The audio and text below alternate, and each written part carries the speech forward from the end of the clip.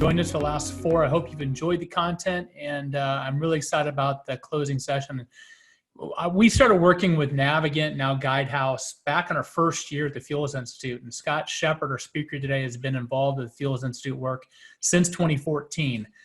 They have provided the forecast for powertrain sales and fleet penetration for both of our Tomorrow's Vehicles reports. And they're a resource I turn to all the time to find out what's going on in the market. I think they're one of the best companies out there tracking production plans and strategies.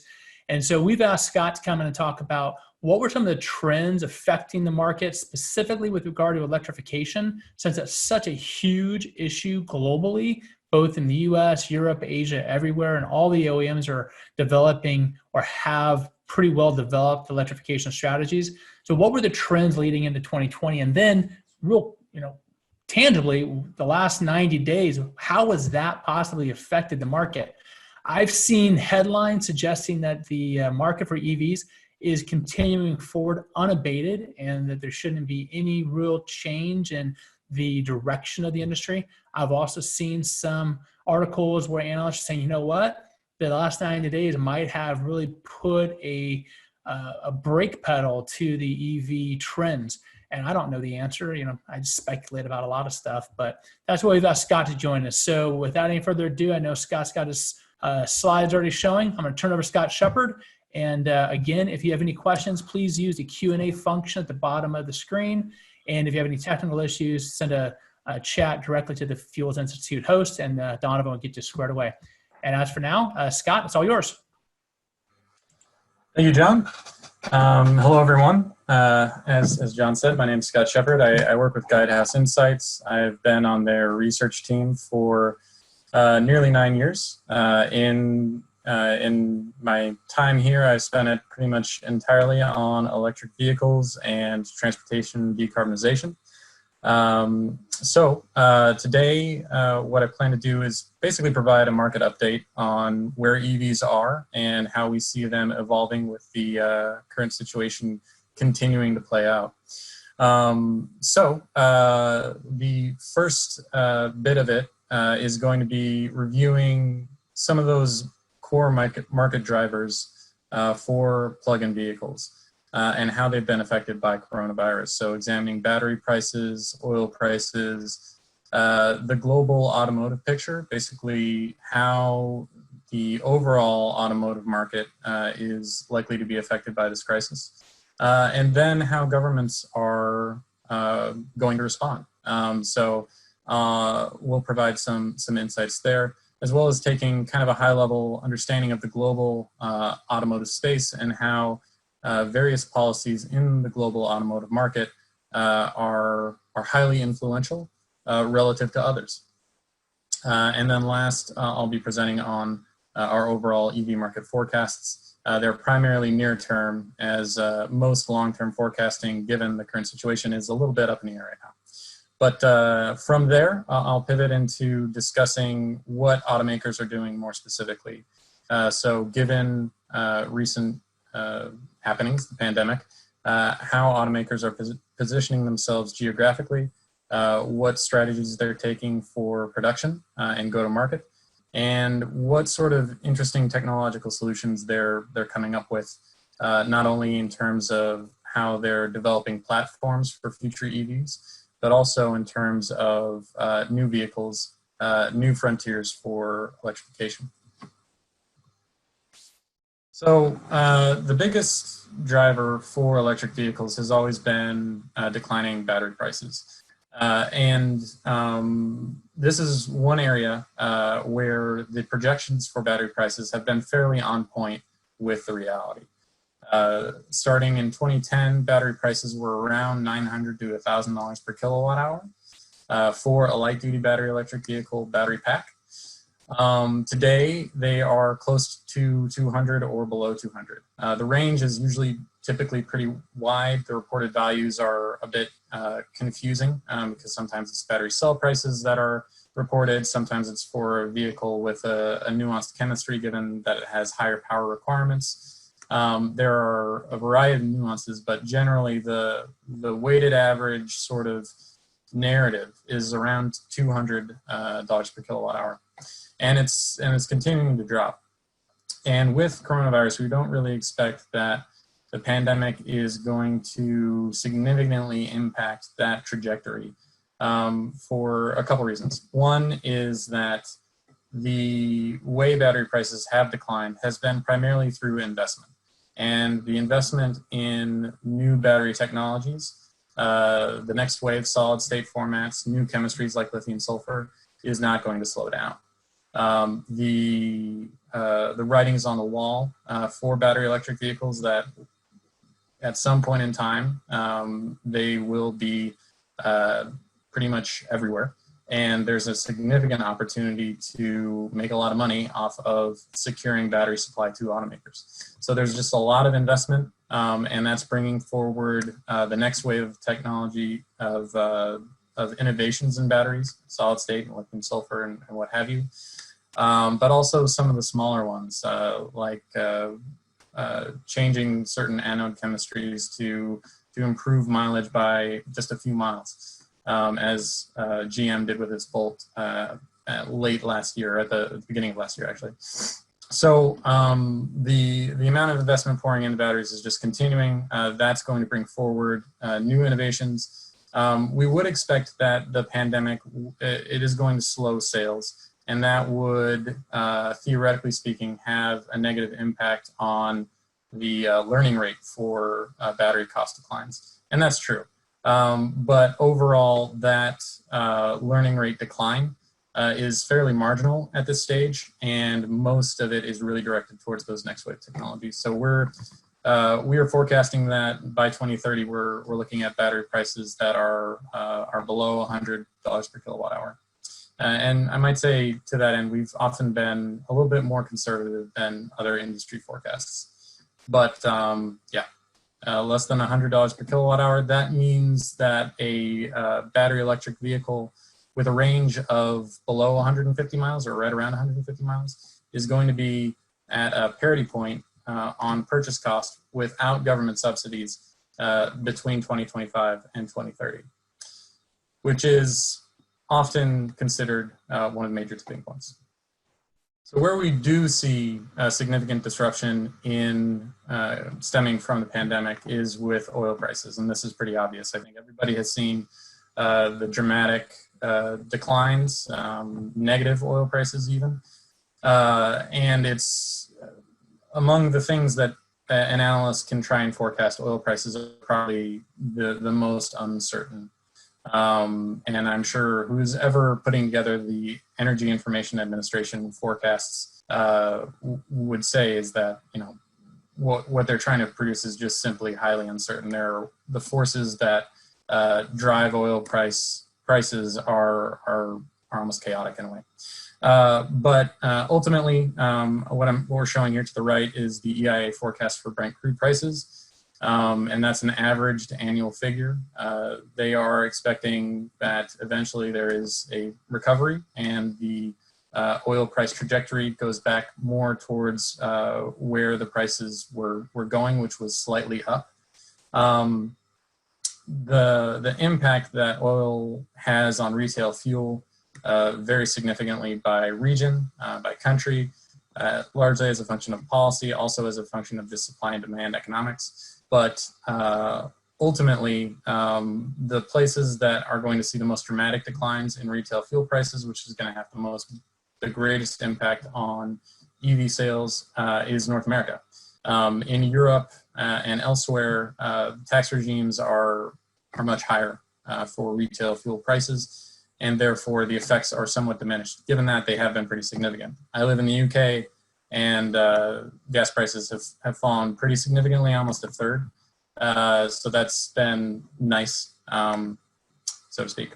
But I've heard from my family in the United States that it's been much more significant. So anyways, so given the sort of double whammy that the oil price and coronavirus presents, it's likely that the EV market is not going to recover as quickly as we would expect the rest of the overall light duty vehicle market and heavy commercial vehicle market. But I'll get to that later.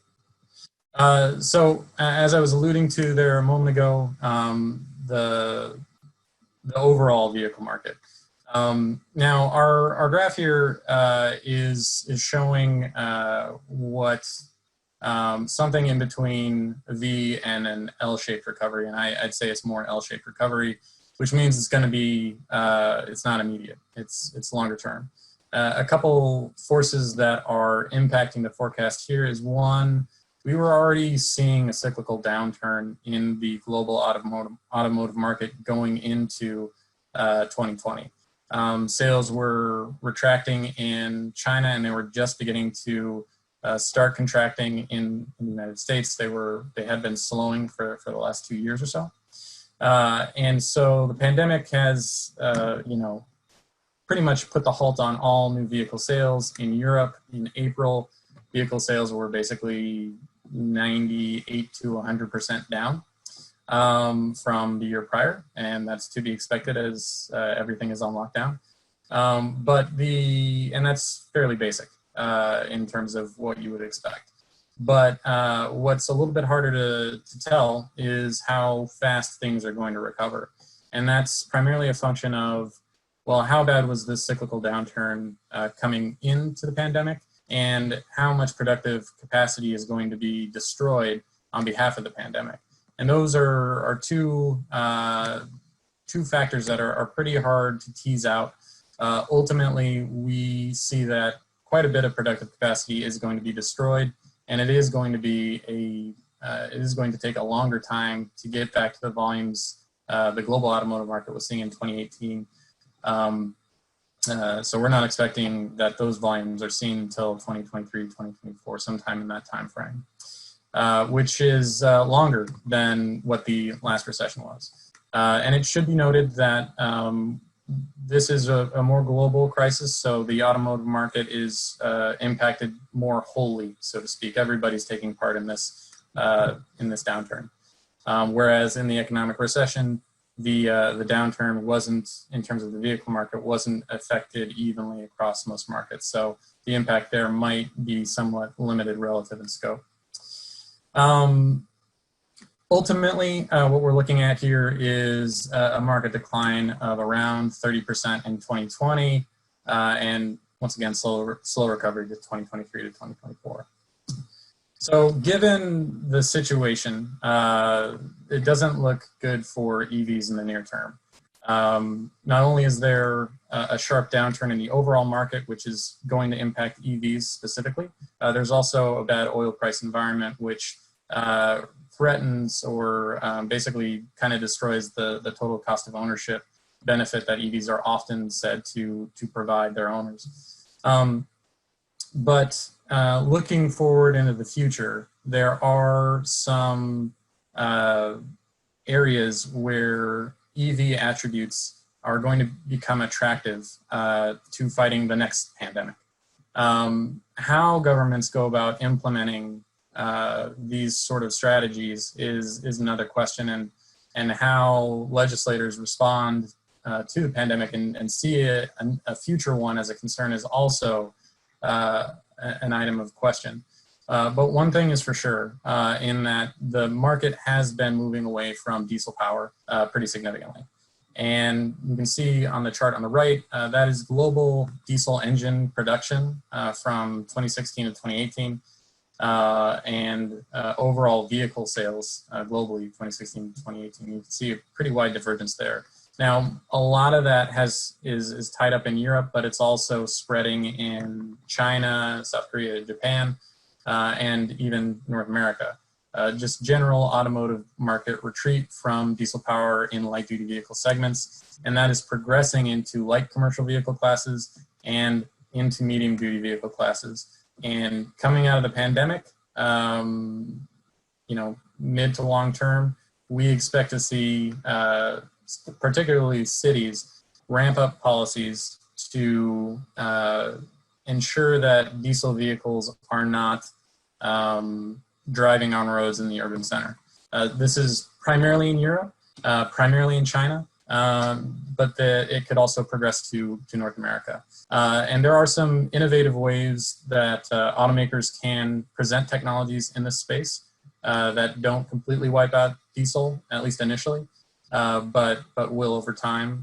So one of those is, for instance, using a plug-in hybrid powertrain with a connected vehicle system and a geofencing technology that allows the vehicle to automatically switch into zero emissions mode once it enters a city boundary.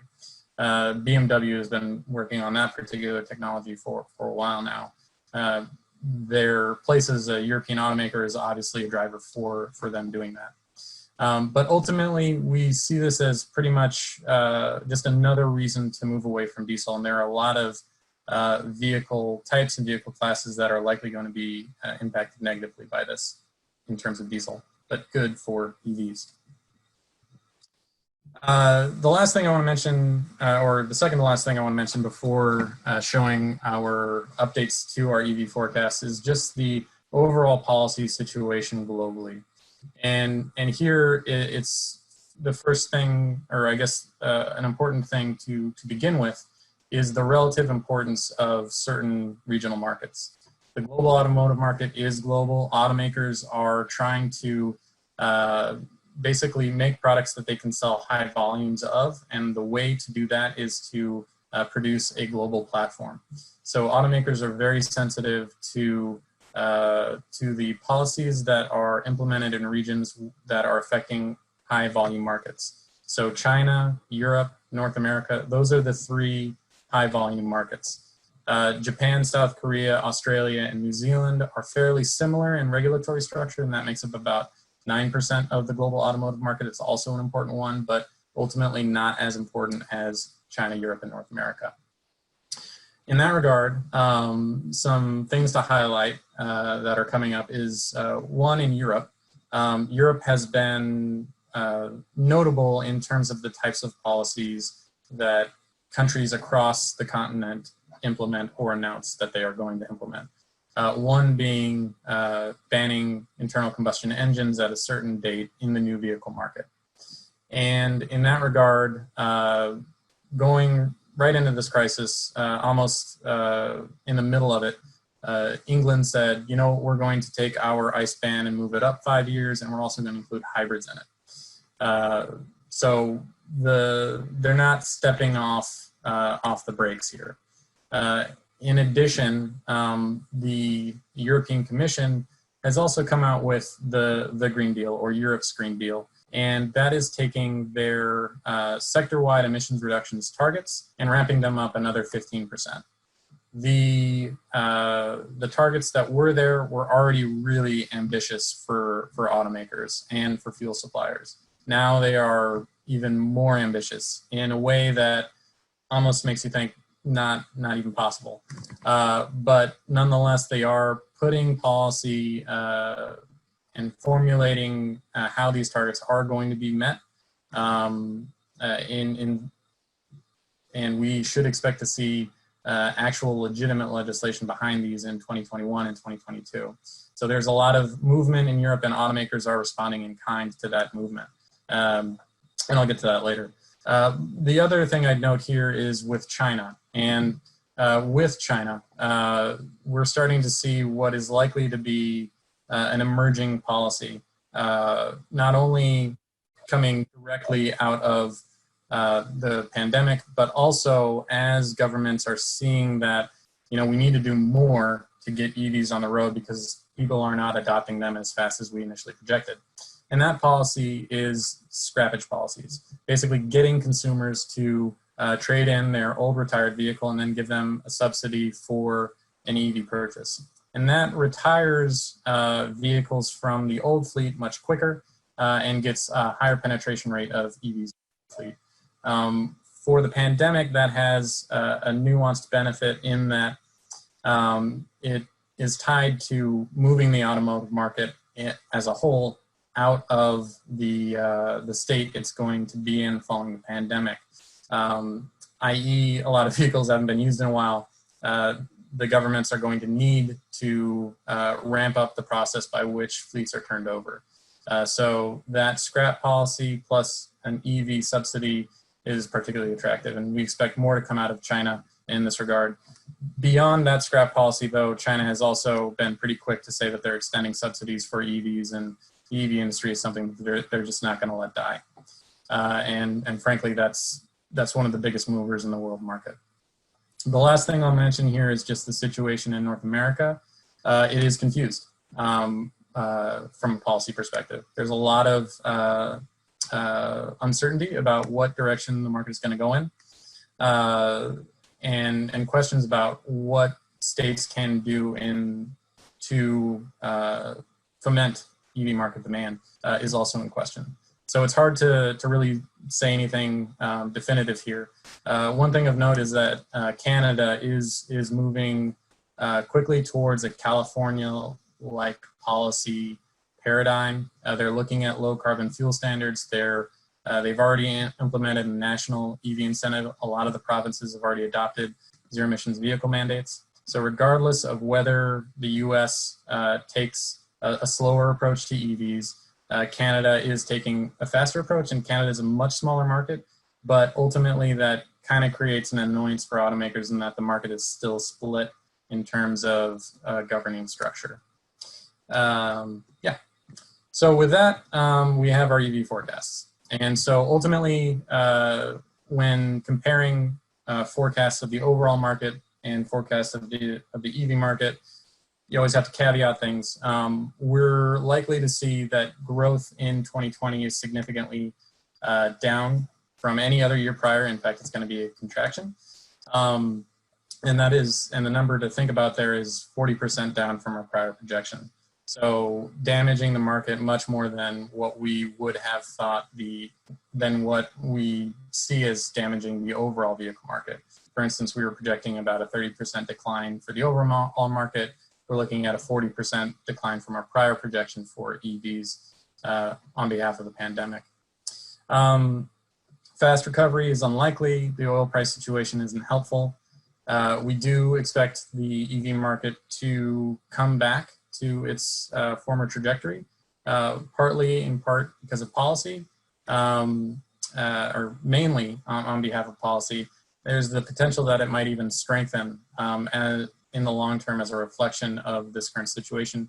That is almost entirely a function of what governments do and how they respond to the crisis.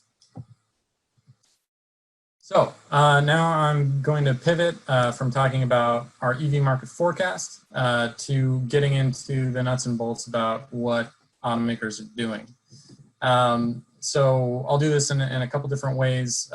Ultimately, there's a lot that's happening. And taken from the prior slides, you can sort of see why automakers are doing some of the things they're doing. For instance, this slide, which is presenting the global automotive market and where automakers are deploying EVs. I'm not showing all deployments here, and these are really the latest deployment developments in Q1. So over the course of the year, you can't put them all on a map like this, but there are a lot of developments. I'm only really showing the ones that are occurring in the Southeast Asian markets, India and Brazil, because that's the area where we're seeing the most activity in terms of automakers deploying new EVs and infrastructure developers priming those markets for market development. So we've seen a lot of activity in Thailand, Malaysia, Singapore, a little bit of activity in the Philippines. We're seeing tons of activity in India, coming primarily from domestic automakers, but also from companies like Mercedes-Benz. BMW is also getting involved. It's going to be a big market, but ultimately the volumes are kind of low relative to the global automotive market. But it is one of those markets that's just ripe for transition. There's already a lot of electric vehicles in the form of two-wheelers available in the market, so there is a little more familiarity with the idea of using electricity for motive power.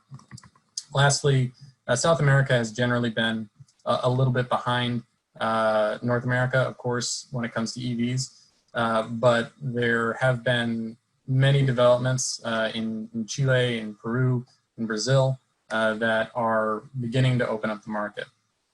The only other thing to mention here is that while these markets have been growing and Europe has been becoming the focus of many different automakers. North America has been slowing, and automakers have been responding to that slowness. And the slowness is primarily a function of one, policy changes, and two, laggard consumer demand relative to Europe and relative to China. So there are some things to watch here, and you can see it in what automakers are doing in terms of deployment. Some of the big German OEMs are delaying deployment by a year, and Hyundai and Kia are diverting capacity that would have gone to North America to Europe, largely on behalf of the policy situation that is emerging and growing in Europe. And the last thing I'll say on this slide is that China is creating numerous new EV startups, and they are looking abroad. A lot of them are not going to make it to markets abroad, but we're already seeing some of the vehicles that are being produced in China being shipped to markets in Europe, or we would have seen them shipped had the pandemic situation, had we not been in the situation as now. But coming out of it, we're likely to see many new startups from China exporting vehicles, exporting EVs to Europe first, then to North America. In terms of what is happening in North America, there is a lot of activity, and that's what that prior slide does not get at. There are currently about 45 plug-in options. That doesn't mean nameplates. They're options on nameplates. Some of them are their own nameplate, their own dedicated line. There are currently 45 options in North America. In the next 2 to 3 years, we're looking at another 60 options coming online. Some of these are not going to make it. A lot of the options that are coming from others are coming from startups that don't have a good history of meeting the deployment targets they have. But given that, they are getting increasingly better. So we are expecting many more EVs coming online in the next 2 to 3 years. And it's notable here that only less than a third of those are in the passenger car class. Most are in SUV, MPV classes and light trucks. So the market is expanding into new consumer segments that have been yet untapped, especially the pickup truck segment. And we expect that the market responds primarily with pickup trucks we'll see a fairly big surge once the Cybertruck is released, once Rivian's R1T is introduced as well. And once the big OEMs, Ford, GM, begin to introduce their EV trucks, which are coming up in that 22-23 timeframe. Now, what a lot of automakers are doing to generate demand and overcome that consumer issue with EVs is to develop a charging network. Tesla was the very first one to do this. Since Tesla has done this, automakers have deployed similar strategies in China and Europe. And in North America, we're starting to see the major automakers here invest more in this type of idea. So two major examples of this is one, GM's partnership with Bechtel on DC network deployment or development. And then Ford has, there are rumors that it's developing its own fast charge network. They filed a trademark, fast door charge. Didn't get great reviews from a lot of EV advocates and whatnot, but it's indicative that they may be deploying a fast charging solution in the years to come. And most automakers are working on solutions with existing providers in markets. A lot of them are working with Electrify America. Primarily, some of these startups that I've been slightly referencing throughout the presentation, like Byton, Fisker, Lucid, they don't have enough money to develop their own networks like Tesla did, so they'll largely be partnering with Electrify America and the established automakers here. Now, the point of this is primarily to get EVs into the on-street ownership type, which is the graph on the right.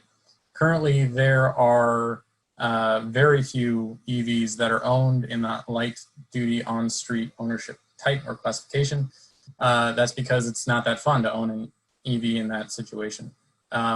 They're almost entirely owned in either a fleet or a home charging situation, so off-street. And our estimates are only that 3% of the vehicles in North America are owned in that on-street location. And that's important because as EVs move to on-street ownership types, they're going to use faster charging services. And we expect that trend to pick up over time. It's notable too that LD fleets will also use fast charging services a lot more than a lot more than off-street light duty EVs.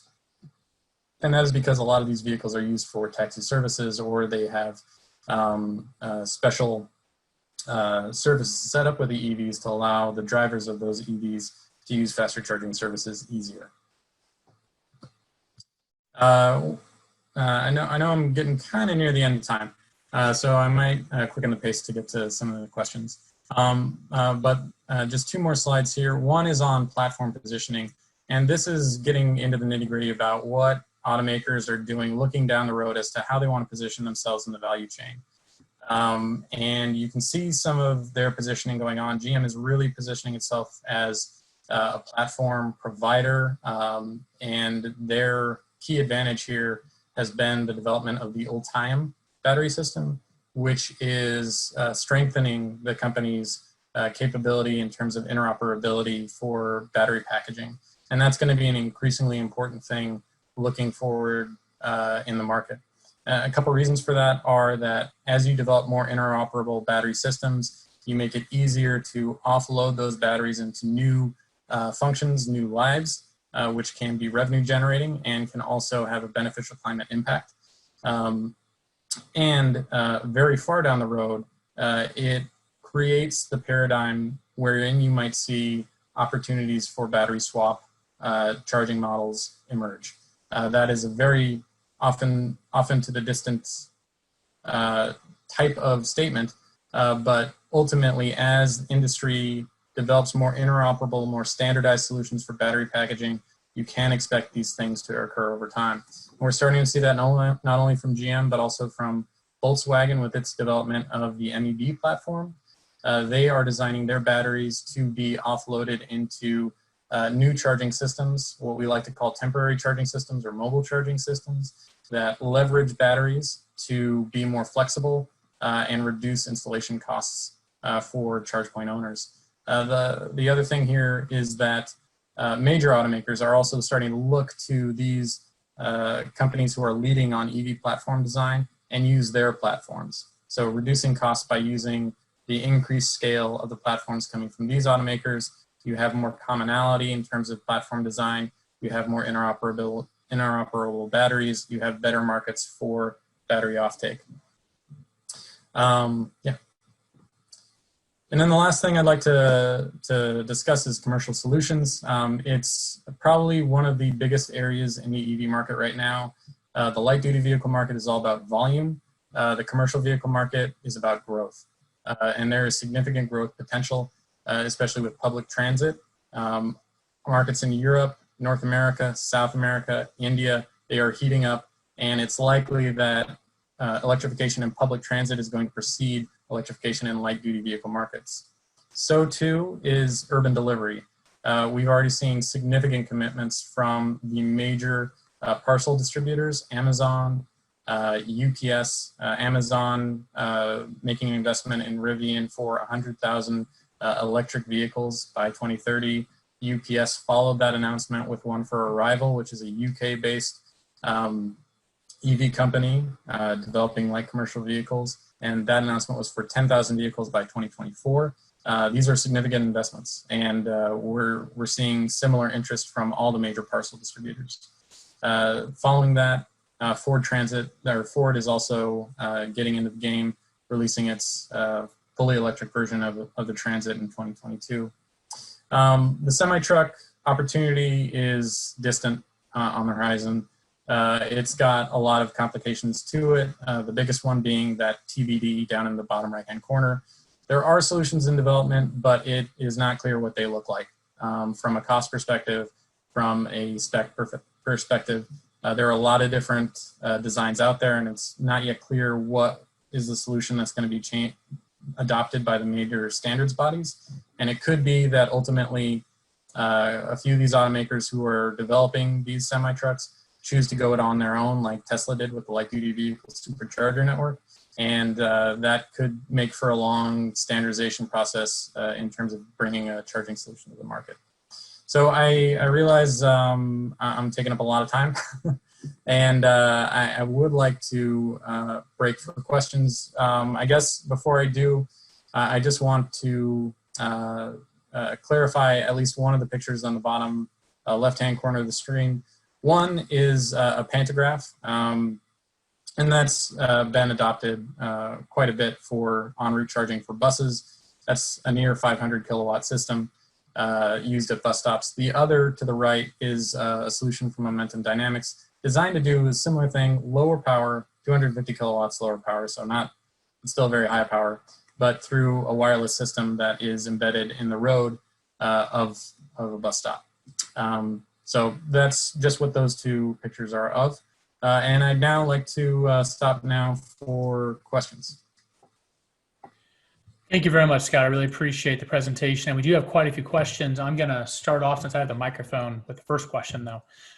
You had a couple slides showing maps. And when we chatted last week and looking at the slides again today, and the one before this, because you're looking at the shift in production and deployment, but you're also looking at policies. To what extent are policies really driving or helping to grow the EV market versus regular market pressures and forces? Yeah. So the regular market pressures and forces are important. And they were important in generating the first EVs. So I'd say that more organic driver being the decline in battery prices, which made the EV possible. But from that point, it's primarily been government policy and the emissions benefits of EVs.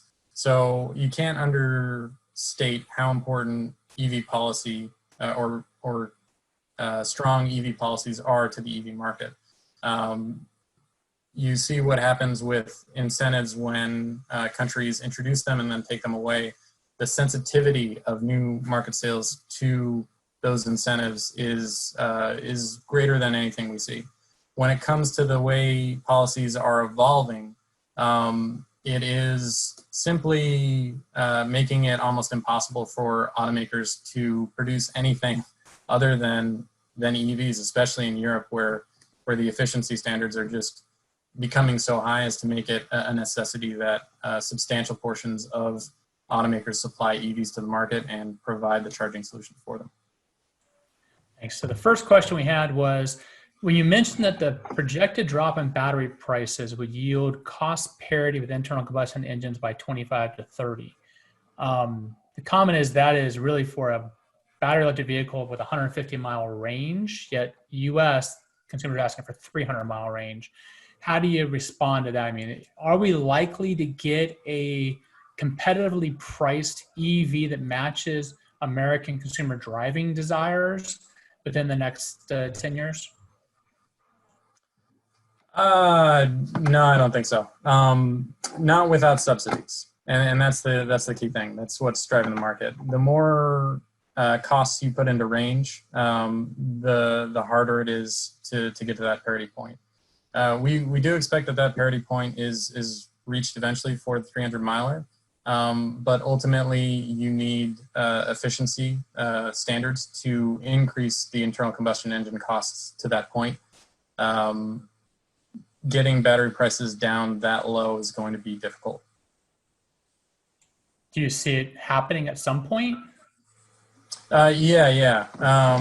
But yeah, once again, ultimately you have to have the right policy environment. So assuming that the trajectory remains along the lines it has gone, and we predict it to go from 2030, and that efficiency policies continue to strengthen, especially in North America, at a greater rate than what's proposed now, you would expect to see the parity point be reached sometime around 2035 with a 300 miler. Okay. The next question was back on slide 8 when you were speaking about infrastructure build out. The question is, from what you've seen, who's kind of taking responsibility for building that out? Is it the OEMs, utilities, government, private industry, or where is the real build out coming from? Yeah, right now it's automotive. Utilities have been supportive, but their deployment of charging infrastructure, and more so of programs to help create the charging network of the future, is hampered by the fact that in North America, utilities are geographically constrained. So automakers have been the major producer of the system of the future that is going to enable more of those light-duty on-street vehicle owners to convert to EVs. There have been a few companies that, leveraging investment from stakeholders such as governments and utilities, have pushed out charge point networks, but ultimately they're a little early and they've had difficulties maintaining viability. We're not yet at the stage in terms of market maturity to really see new organic models really prosper here. If you want to see public retail models that fast charging models that do really well, you got to go to the Netherlands, where they have much higher rates of plug-in electric vehicle densities and adoption. So a related question is, where do you anticipate seeing the chargers deployed to make the most sense? The question specifically is, do you see a role for current fuel retailers and convenience stores as EVs become more popular? Yeah, definitely. And I think that is the key, actually, that most automakers are identifying. A lot of oil companies are also looking at what assets they have in the field as a way to precede the market. Because ultimately, if automakers wait for the market to organically demand charging stations at locations, then it's just going to take way too long. So in terms of overall demand, as that group of on-street owners grows, the major areas for deployments are going to be retail fuel sites.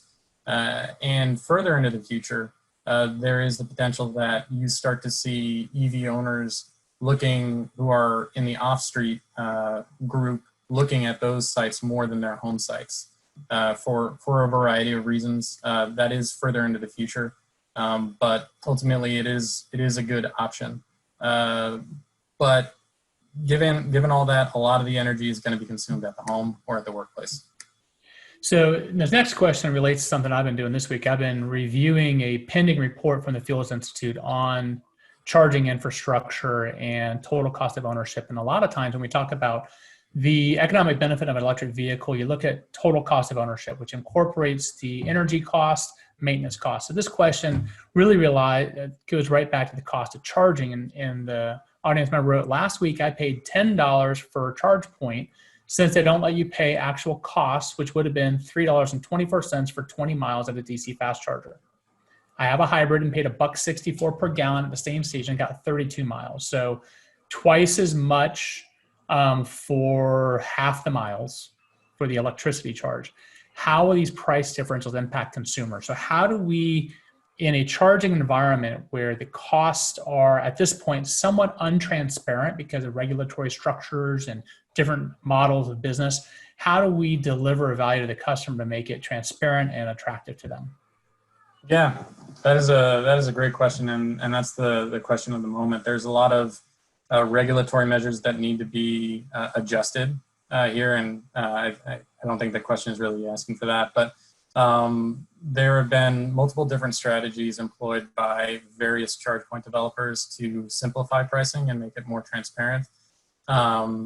In doing so, they risk making a profitable business model based off of charging service sales alone. But ultimately, to avoid situations like that where you have complex pricing models that lead to, basically intransparent, almost pretty much unjust pricing, you're bound to damage the market more than you're to grow it. So ultimately, what is advisable is to make pricing simple and try to look at other revenue streams, especially in the early market, to make those charge points and that service more profitable. We're a lot of, and the way you got to do this is look at ways to reduce costs at the installation, so your CapEx is down low. And then in terms of alternative revenue streams, there are quite a few. Think about energy storage devices embedded within the charge point. Think about advertising for the charge point, on the charge point as an alternative revenue stream. There are many different business models. And I would just say that it's important to try to keep pricing simple, but to also diversify your revenue streams from that charge point service. Okay, so here's a palate cleanser. 98% of vehicles sold in the United States last year were powered by liquid fuels, not by electricity. And the question is relative to that, because we're going to have internal combustion engines for decades to come.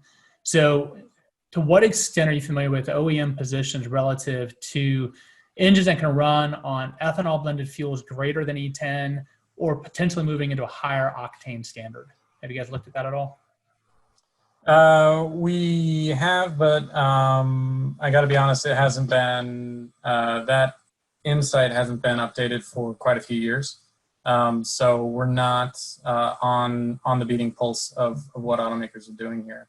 I do know that it is, there are some interesting things that automakers can do here, but a lot of it is tied up within regulations and what regulations can come into the market to enable infrastructure to also be there to provide the vehicles. Okay, we still have 10 questions. We keep getting more and more questions. Every answer you give gives us more questions. So I'll jump around a little bit. So does the EU push towards electrification extend into the larger class vehicle market? Are they seeing growing e-tractor trailer market in the European Union? Yeah, definitely. So the way EU policy is set up, they have a 15% efficiency target for heavy commercial vehicles by 2025. Most of the automakers are going to reach that through fuel efficiency gains within the internal combustion engine. The 2030 target is 30%, and getting to 30% requires significant adoption of electrification. So automakers in the EU have been fairly ambitious in developing the electric semis of the future. I hate to put it that way. In terms of policy, most of those actions, a lot of them actually are more, implementable for hydrogen at this point, because there is an infrastructure solution for hydrogen. And when it comes to electrification, everybody is waiting on that charging solution to be introduced, that mega charging solution of 1 megawatt or more. Because without that charging solution, in some form of physical format that people can envision, then policy is just not going to occur for it. So it's the market is ready for it, or the regulations are ready to start banging away on that, but the technology needs to be there. Referring to slide 8, the comment is China appears to have reduced subsidies for EVs, and the writer opines that maybe it was intended to consolidate the industry to those that are truly viable. Has that occurred? Because China is such a huge, important market in the electrification space. Has that occurred where you have consolidation in the EV production industry within China? And is that why China may be reinstalling subsidies? And then a question about the coal-fired electricity grid, but I think the main focus is what's going on with the Chinese encouragement of production of EVs within their borders. Yeah, definitely. So initially it was to consolidate the number of EV or the number of companies who said they were making EVs. And there were hundreds of them, hundreds of new startups, and a lot of them were frankly BS. And that consolidation has occurred. And it has wiped away a lot of those companies that weren't really in it, or that were just not producing something that could really be viable. And given that there's still just tons of EV companies in China, And I could go on for probably an hour just discussing the nuances of each one. But with that said, China's position with these EV startups now is more so looking at the EV industry as an economic driver for future market growth. And so they are wedded to EVs and their domestic EV manufacturing capacity. So some of these companies like NIO, who has been on like the cliff's edge for the last 2 years, they're on the cliff's edge, but China isn't going to let them die. They have support from not only state government, but they get support from the national government with these extended subsidies. They're going to be in it for much longer than what people suggest or what people think. And that's primarily because it's one of those companies like Tesla has been kind of, in the beginning, just a company that certain investors aren't going to let die, even though they're not profitable. Next question is, again, on the global auto sales slide, there's a comment about areas with higher public transit access experiencing a quicker EV adoption rate. Can you expand on that comment?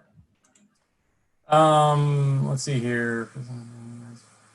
Okay, yeah, so that comment isn't actually, or I'm sorry, that bullet point isn't actually in reference to EVs, but it's in reference to the overall vehicle market. So coming out of the crisis, we expect that people are going to be a little hesitant to use public transit again. And they're going to return to their passenger car initially until there's a vaccine. And a lot of those people may not return to public transit in the same way that they used it in the past. So in markets that have really high degrees of public transit use in terms of modal demand, India, China, we might be seeing a future boom in vehicle sales and a renewed strength in light-duty vehicle sales, so to speak. So the next question is, General Motors and Tesla are projecting that they're going to have a 1,000,000-mile battery in the next year or so. How likely is that to occur in your mind? And how might that affect pricing with regard to parity with internal combustion engines? Yeah, so that they have a 1,000,000-mile battery, I don't dispute the concept at all, but the price of it is something to be considered, and how that development of that technology can scale into commercialization is also another consideration. So that type of battery system is one that a lot of people have been aware of and knowing that it's going to come at some point sooner or later. And the thinking around that is that it's later. This is primarily looking at what's to come and to impact markets 10 years down the road. So it falls in line with where our projections are in terms of this is an example of the significant investment that is pouring into batteries and why we think that, regardless of the pandemic, the price projections for batteries aren't going to decline. Okay, relative to that is earlier you talked about price parity with an EV that can satisfy consumer demand in the US. That may require an increase in internal combustion engine prices. If we get to a parity and that price is at a certain level, is it still affordable, or does it solidify the electric vehicle with that kind of range and a niche market for those of more affluence within the market? I'm not sure I understand. Let me simplify it. Yeah. Is price parity going to set that price at a level a lot of Americans can't afford? Oh, I see. That is a great question. It depends on how the policy is introduced. And it depends on other trends in the automotive industry. So I guess I would say it as the way in which we price transportation is changing. With adoption of new technologies and connectivity that open up mobility as a service, that open up new options for renting vehicles for months at a time. So I'm not saying that if you can't afford to get into the market, you have to rely on a mobility as a service solution. But the paradigm is shifting in that direction. So ultimately, it is going to price out certain classes of vehicles that are historical entry points. We're already seeing that in Europe. And yeah, it is a significant consideration. It's also tied into the overall cost of carbon and what society is going to value into the future. The next question goes back to charging infrastructure with the Ford fast door charge and the General Motors effort to deploy charging infrastructure. Do you envision those networks being similar to the Tesla network, where it is basically a closed loop type of access, or do you expect it to be more open access? Yeah, we expect more open access. Not necessarily. We expect benefits for obviously the owners of Ford vehicles on a Ford charging network or a GM vehicle on a GM network, but ultimately we expect future network development to be more open access, especially from established OEMs. There should be similar systems implemented in terms of how the vehicles communicate with chargers and how that access interoperability makes for a seamless experience. But ultimately, these automakers are pushing solutions with standardized connection points. So there's not a good reason for them to limit deployment right now, especially if they're both developing their own networks. They're likely to open access to everyone. Okay. The next one comes from somebody with clearly more technical expertise than I have, so I'm just going to read it and not try to interpret what he's asking. Tesla acquired Maxwell for its supercapacitor products. How far out is supercapacitor technology from replacing BMS methods, or is that even the direction intent? And if you understand it, can you explain the question first and then provide your feedback? I think I would trip over myself too significantly here. I know an analyst who could expand on that more, but I think I'd be tripping up too much. Okay, so Jason, you sent that. Go ahead and shoot me an email afterwards, and we'll try to follow up with you after the conference. Appreciate that. Next one. Earlier, you mentioned what governments choose to do regarding EV mandates or ICE bans will drive adoption. If government is driven by its constituency, do you foresee a drastic change in U.S. consumer sentiment regarding EV in the next few years? For examples, an unexpected upswing in adoption as people look to reduce costs and their personal budgets due to economy, or lack of adoption because an EV will not allow for trip times that U.S. consumers require, or what else? So basically the balance between consumer interest and government strategies and objectives. Yeah, that's a great question.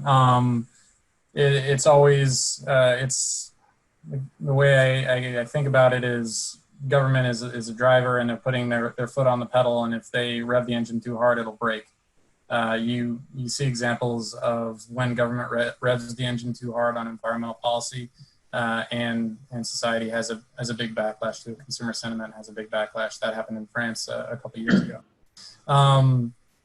And ultimately, if government pushes too hard, you will see backlashes in terms of consumer sentiment.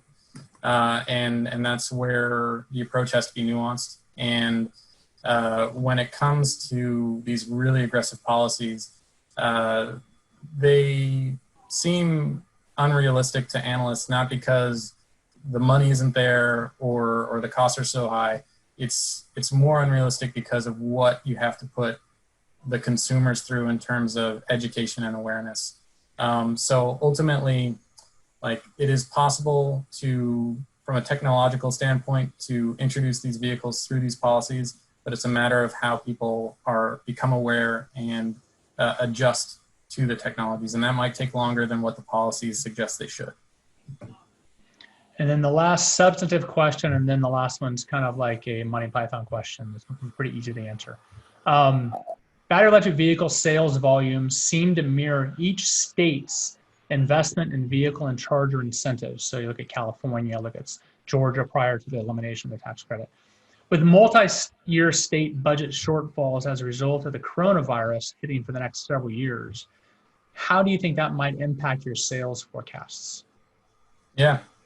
So that's a great question. We do a report every year that gets into the nitty-gritty of states and the nitty-gritty of cities. So looking at each state's policy and basically how that's going to affect that state market.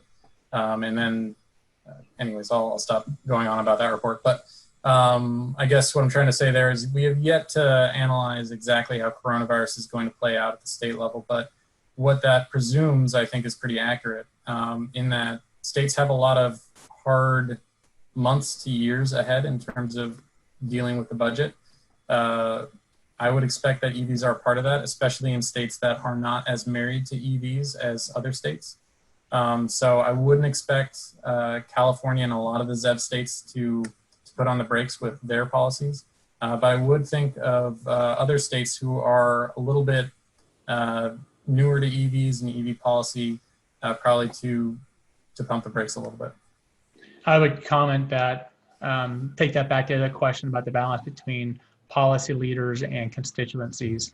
As states start looking at more austerity measures to make up their expenditures in the last year, the losses in the last year, how the constituents react at the polls in November could have a significant impact on how these policies are implemented going forward, both at the national and at the state level. The last question, we got a lot of comments. Thank you for the presentation, great information. Are we going to be allowed to make the slides available, or are these proprietary that we can't share? Yeah, I can share these slides. I'll turn them into a PDF. Yeah, I would ask that, you know, if you're on the call, try and keep them to yourself. Does that make money? So we will be, for everybody who's allowing us to share their slides, we'll make them available in the email on June 5th. All the presentations, the 3 yesterday, the 2 today, will be available on demand starting Friday this week for you and your colleagues. I hope you guys enjoyed Fuels 2020. This concludes. Scott, thank you very much for joining us. I know it's kind of getting late over there in the UK. I see the sun poking through. Must have been cloudy all day because I just started poking out in the last 20 minutes. So yep. Hope you enjoy the afternoon, evening. And again, thank you for everything. And thank you guys for joining us for Fuels 2020.